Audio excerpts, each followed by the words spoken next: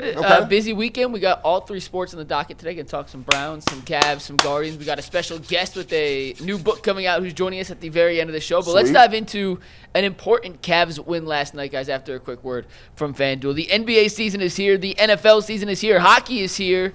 And there's no better time to join the FanDuel family than right now. If you're a new customer, you can place $5 on the FanDuel app on any bet you want, and if it wins, you get $300 to use in bonus bets across the app. That's right, $5 can turn into $300 in bonus bets if that first $5 bet wins. So what are you waiting for? Visit FanDuel.com/UCSS to download the FanDuel app today and get things going.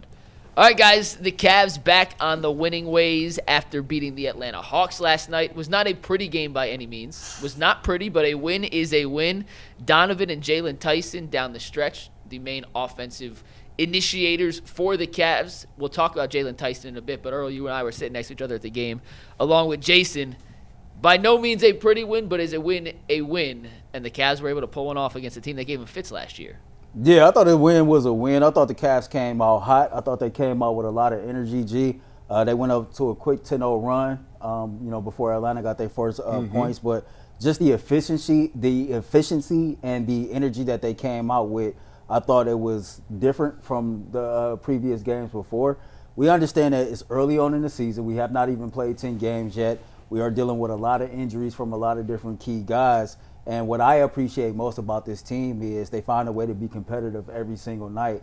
I think that we are learning about the young core, the young group of guys that we have outside of the main dudes as well. And I thought Donovan and Kenny both talked about it yesterday that, this thing is a process. And this team is learning and growing as they go through the process. You got some new faces in here, and they're learning how to play off of each other, right? He talked about Lonzo Ball learning how to play off of him. He talked about the rookie Tyrese Proctor learning how to play off of him and things like that, or learning how to play off of Evan Mobley.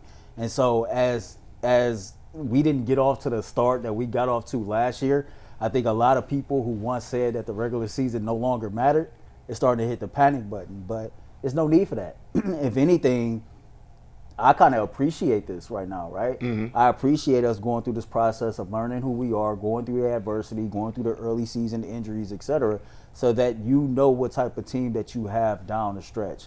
And I think young guys getting the opportunity to play early on is going to have a huge benefit. A guy like Jaylen Tyson, who has scored 18 points in 3 straight games, Mike, I think he had a career high 3-pointers made last night against Atlanta as well. Correct, 5. Yeah, and then you see what he's been bringing on the defensive end. It's like, man, he's made a huge leap from his rookie season to this season just within 7 games. He talked about right now he's playing with a whole lot of confidence, and the key is just to stay even keel and stay right there where he is all season long so he can be a contributor. He's earning a legit role to me, Jason, as far as a rotational role, not just come playoff time, but like once everybody is healthy, Kenny now has a tougher decision to make if he continues to play like that. Yeah, he'll stay on the floor, but more importantly, I found my last Jordans. Those are it. Yes, sir. Yes, sir. Those is it. Them is them, what's the name? Oh, those fire. The 7s. Yeah. Air Jordan 7s. So I asked Jason before the show, I said, when the last pair of J's he got, he said it was gray and colorful tongues. So he had the 7. So I had to find them. He had to find them. So I didn't hear anything you said because I was looking for the last Jordans. Jaylen Tyson is a bucket getter. Yeah, Jalen's got a role on this team even when everybody's healthy. I do think that. And Mike and I were talking before the show. It both stood out to us how Kenny said Jaylen could be a $20 million. He told Jaylen he could be a $20 million player in this league if you play defense and make threes. And that's what the Cavs were trying to get out of Isaac Okoro for a number of years. And they got the D, but not so much the 3, at least not to a level that would make other teams respect them. And Jalen's already a better shooter than Isaac was. I think he'll get there defensively. I think a lot of defense's effort. I think he can get there. But I kind of like. I wrote about this today. I kind of like watching them sort of play left-handed. And I've talked about that on the show before. About especially during the JB era. And you guys know I defended JB quite a bit. I like him a lot as a head coach. But they got a little bit too predictable sometimes with just running pick and rolls, and it was a very vanilla offense. But I like that it's a little bit clumsy right now going through Mobley. And I know people are out on Mobley again and saying he's never going to be that guy. Okay, that's fine. I don't think they're going to win if he's not that guy. That's the thing that I've been preaching is you have to play through him and make him that guy if you have any shot at winning a championship, because you know how far a Donovan-led team can get you. It's the second round. We got plenty of evidence of that. So if Evan doesn't get there, then I have real doubts as to whether or not this team is currently constructed can win a championship. But we're also 7 games in, and I don't care if it's clumsy and clunky. You have to keep doing it, especially while these guys are out. Now is the time to do it. 57 threes last night is way too many. Kenny talked about that after the game. Mike and I talked about that at length during the game. I thought Mike had a great point. What's the sweet spot for that? Because I know they want to shoot threes, and that's what you got to do. What's the sweet spot? And he said he really don't know. He said it's not a number. You can't put a number. You can't put a number on it. I mean, I agree. 57 is too many. I think in this game, I think right around 40 is plenty. Mike, I don't know. Do you agree or disagree with 40? I think it's a little more is needed, to be honest with you. You think it's higher? Slightly. Like, I'm looking at the team leaders across the league right now. Boston leads the NBA, 47.3 threes per game. The Cavs are second in the league right now, 45.2. Especially without Darius, especially without Strus, especially without Merrill for the last couple of games. I just don't think that's their right recipe for their ultimate success offensively. But I think Lonzo kind of said it best in the locker room. He said if you're open 57 times, then you want those shots. We can't be forcing it. I think the reason they're shooting so many threes, and Jason and G, I'm curious what you guys think about this. Without their full rotation right now, they just don't have a lot of guys that are getting to the paint, right? Like their whole offense last year was built on getting to the paint, kicking, getting those layups and threes, kind of eliminating the mid-range. They put out a lineup yesterday, and I looked over at Jason and I joked, and I say this respectfully because I understand they're all NBA players. They had a lineup out there with Evan Mobley, Tyrese Proctor, Craig Porter Jr., Dean Wade, and who was the fifth person? Now you can make me look at the picture because I took a picture of it. You took a picture. It may have been the worst offensive lineup ever put out on an NBA court together. and it was only out there for a minute. It was just to get. Was that the lineup that Spencer asked Kenny about? No, that was because that had Don and Evan on the court. All right, I see Proctor, I see Wade, I see Evan. Craig Porter Jr. for sure. This guy's bending over and it's blurry. I can't tell who it is. So that's not very was helpful. It's Lonzo. Oh, it was Lonzo. So you just don't have any scores. Like right. We'll talk about Evan. He's so much better when he's catching and going downhill than he is from 26 feet out initiating. Kenny said after the game, like, it's a learning process for Evan. We're still trying to figure out where he likes to get the ball so we know, hey, later in the season when we need this to actually work and we care about winning. And by the way, Kenny said last night they don't care about winning right now. Like, Jason asked him the question directly, Jason. His answer was, yeah, I don't really care that we're 4-3. Like, we're trying to figure things out. So everyone who's freaking out about wins early in the season, the head coach of the team told you straight up, we don't really care about winning at the moment. Well, I think the point he was making, like, Proctor's a good example. He said Proctor made some mistakes in the first half. He was getting a little aggravated. He was getting ready to pull him out. Then he's like, nope. Then he's like, screw it. Leave him out there.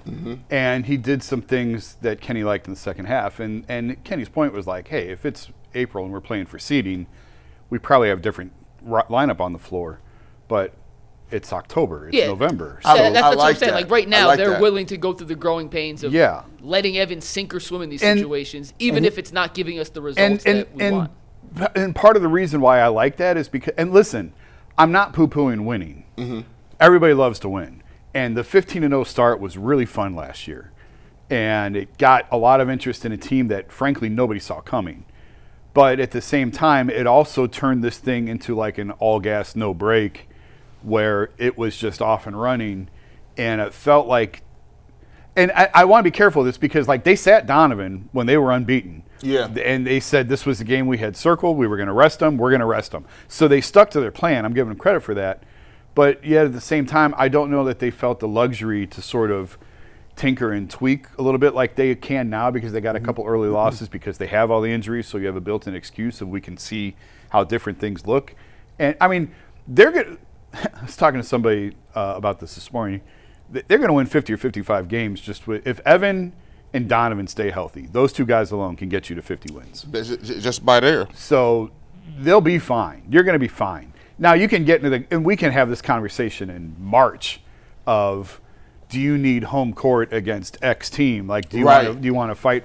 We're not at that point right now. Right now it's who do we have? Who can we help? Who can help us? And it may not even be for 18, 20 minutes, but in a 4-minute stretch, end of the first quarter, start of the second quarter, who of these guys can we count on in April in a first-round series That's really what you're looking for right now. And I mean, you're not necessarily saying on November 2nd can Tyrese Proctor play 4 minutes in Game 3 of the. But you're looking for skill sets. You're looking for places where these guys can help you in the playoffs, because that's all this season is about. And I hate that we're at that point, but we are at that It's point. funny because, like, to add on to what Jason said, I think after the game Friday, Kenny talked about, injuries suck, and it's unfortunate, but also true. You don't learn about your team unless you go through adversity. If none of these key guys are hurt, then you're not seeing this many young guys play early on. Kenny said last night, young guys need to play. And to the audience out there, he's still committed to playing 10. That's how Kenny rolled. That's his philosophy. And so when you build up, these young guys' confidence by getting them minutes early on, you might be able to see if you can have somebody that can help you, come April. Because what if somebody get hurt again? Like, you don't want to be in a situation to where you're towards the end of the season and now they're getting legit quality minutes and they're not learning.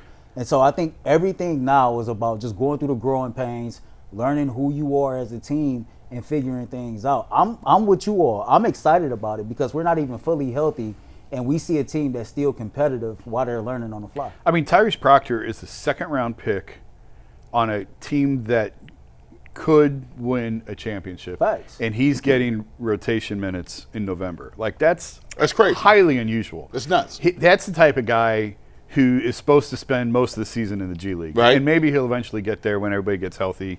Maybe he'll go down and get some run down there because there just may not be minutes for him.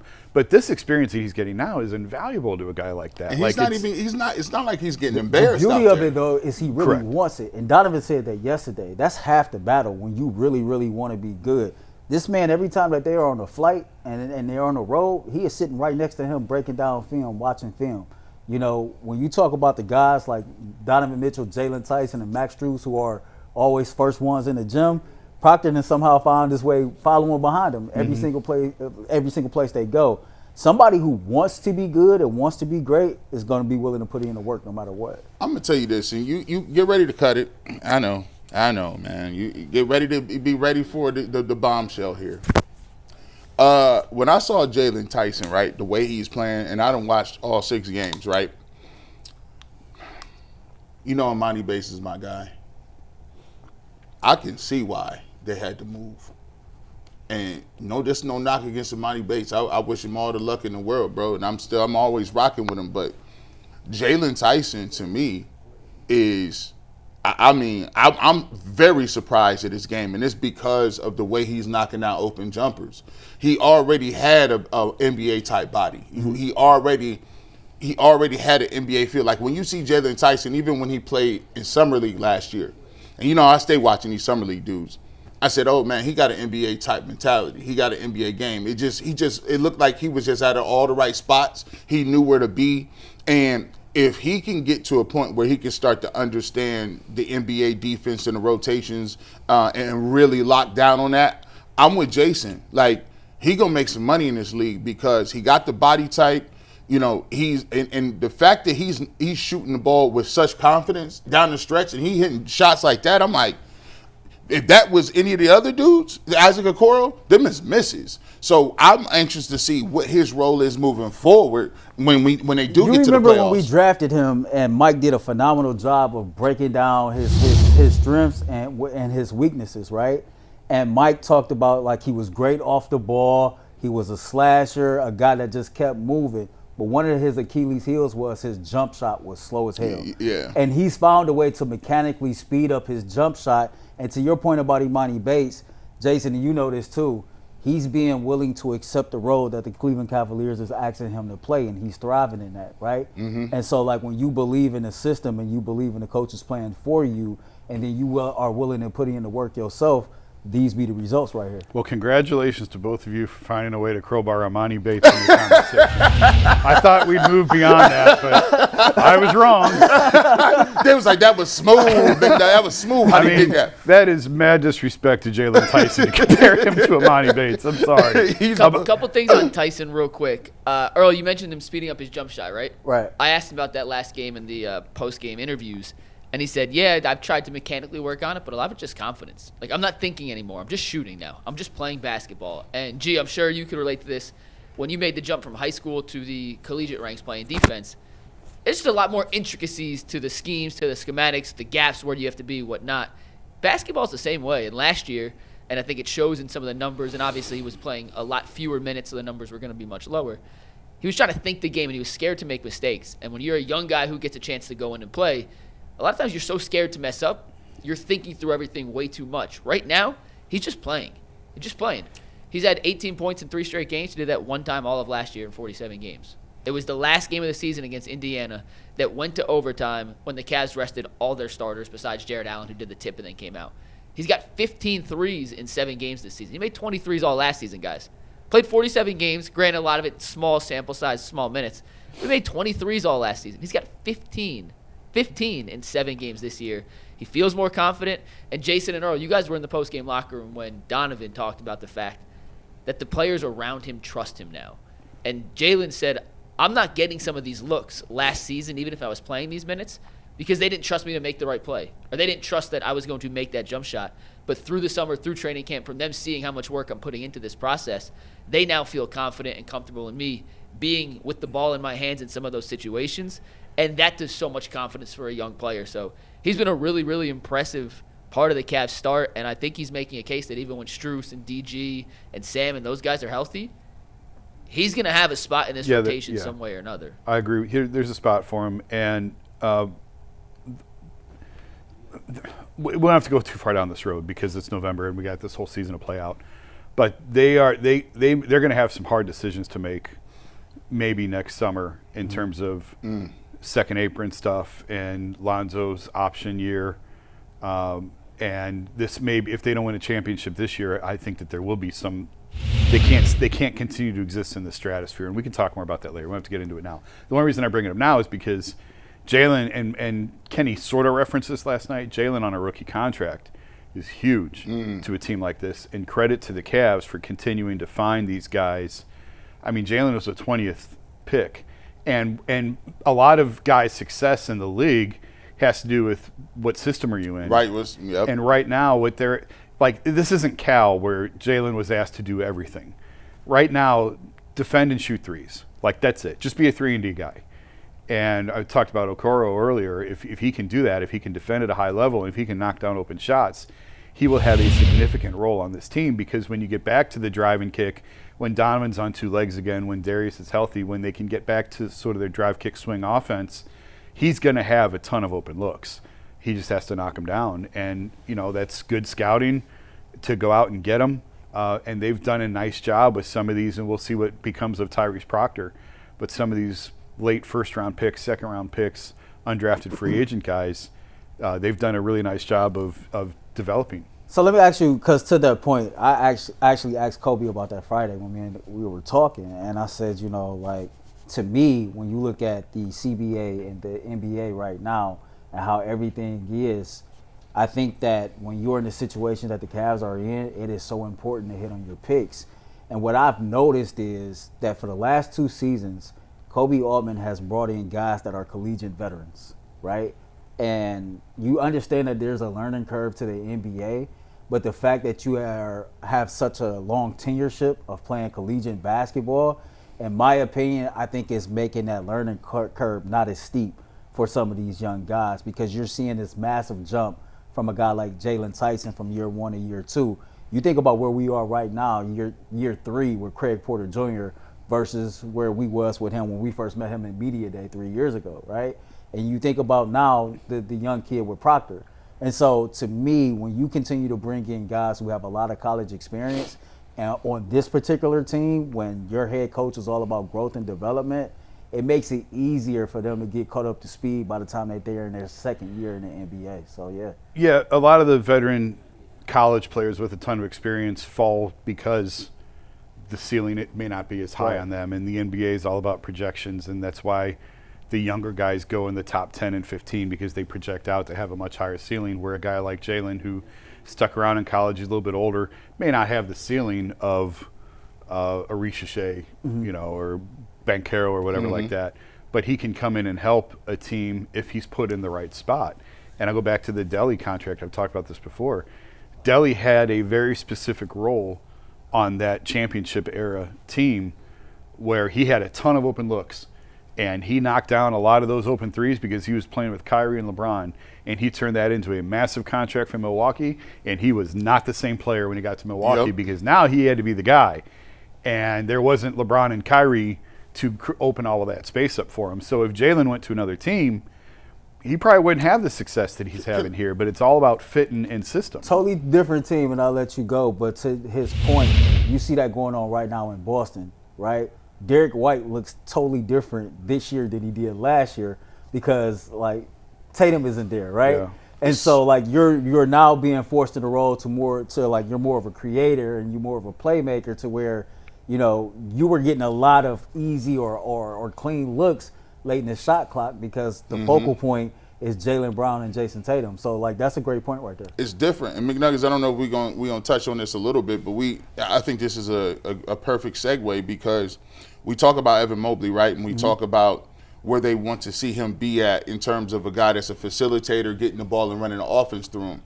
Well, there's some of the same things that you can apply to Evan Mobley. When you are a guy who's used to being a third option behind Donovan Mitchell and Darius Garland, and a guy who came out that was young and was one of the biggest projection type guys. You know, in college, he was asked to block a lot of shots, rebound, and be a great defender, and then dunk and get a couple moves down low. Now they're asking him to run the offense through him, initiate, find guys open, swing if they double team.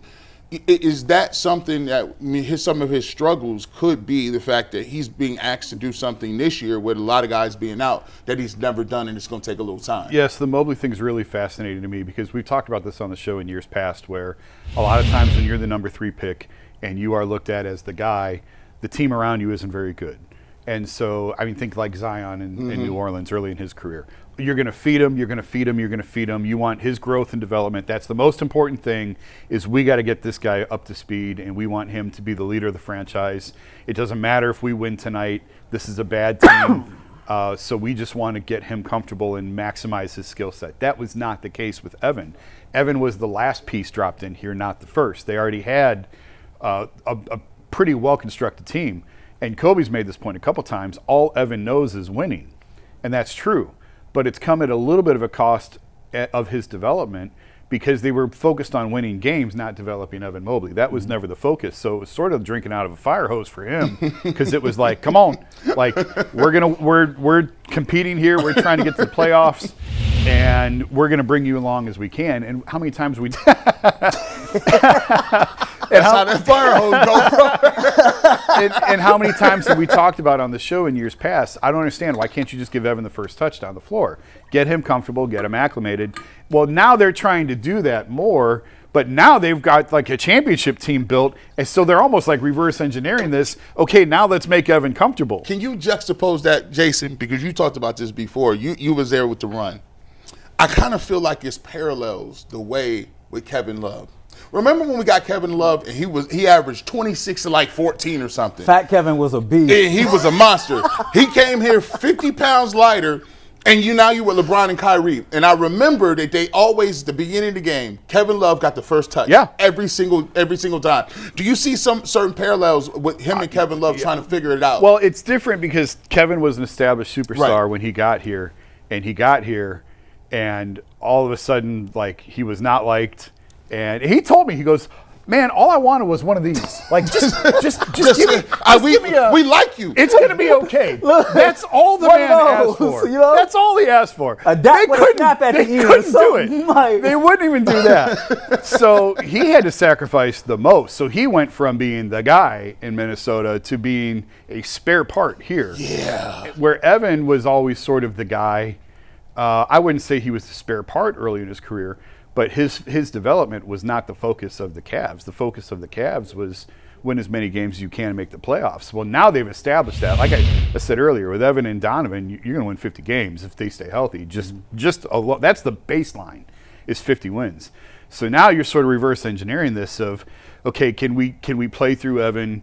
What does that look like? Yes, he's clumsy as a playmaker. Yes, he needs to tighten his hand a little bit.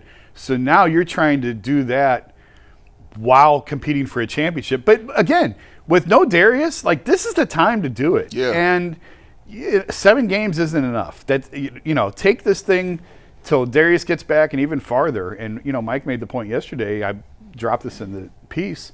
Pacers still had a losing record in January last year. Right. Yes, right. And look how it turned out for Facts. them. It was January 2nd, I think. I looked it up. I think it was January 2nd or 3rd when they hit 500.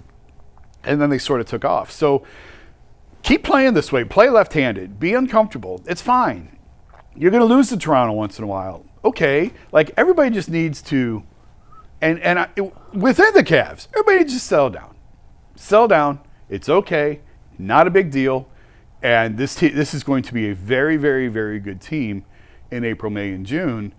And everything is just a building block to get to that point. So some of my family and friends have met Mr. Lucas here, right? And they've heard me and Mike both talk about all this Evan Mobley stuff. I got a phone call yesterday saying, like, hey, you and Mike owe me money. So I'm with Jason, though. I would just tell people, like, chill out. We done played 7 games, man. I'm still all in on Evan Mobley. Do not sell your stock. Here's the truth, right? Through his first 4 years of his NBA career, his leap every single year has kind of like seemed like it's been seamless, right? Mm-hmm. It's been like a smooth jump. Donovan said something yesterday that really, really stood out to me. That sometimes you put in the work and the payoff don't come right away. And in real life and in all of our profession, I'm pretty sure we can all think of a moment to where we knew we was busting our ass, we knew we was putting in the work, and the results just didn't come when we thought they would come or how we thought they should come. Evan is still figuring out when to use all these different tools that he got in his bag. Evan is still figuring out when to pick his spots and things like that. We didn't play 7 games. Relax, and we ain't even fully healthy. Let him work it out. Let him figure out what's what and hit the ground running when it's time. He may not get there. He may not become the player that I think he can be. He may not. I just think they have no choice but to maximize him now. Mm-hmm. It is their best chance. If you're talking winning the championship, we talk 50 wins, like whatever. That no one cares about that. But if you're trying to win a championship, I believe it has to be Evan that gets you there. And if he fails, they will fail. That's the path. As this team is presently constructed, and we'll see what happens after the season and what type of changes they make.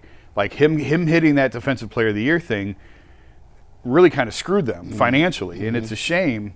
I think it's dumb the way that the NBA salary cap operates, but the reality is him winning Defensive Player of the Year and the extra percentages he gets really hurts their books going forward.